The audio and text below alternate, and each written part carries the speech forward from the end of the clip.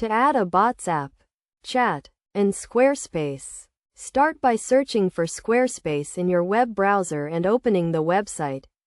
Log into your account by entering your email and password.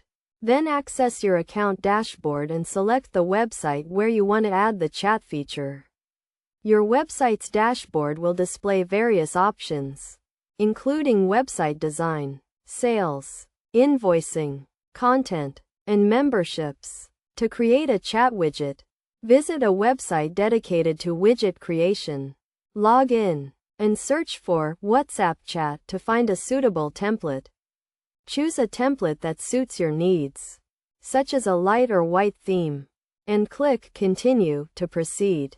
After customizing the template, click Publish to generate a link. Next, go back to your Squarespace website. Click Edit and select the section where you want to add the chat feature. Click Add Block and select Embed, then enter the link you generated earlier. Finally, save your changes and exit the editor. With these steps, you should be able to successfully add a bots app chat to your Squarespace website.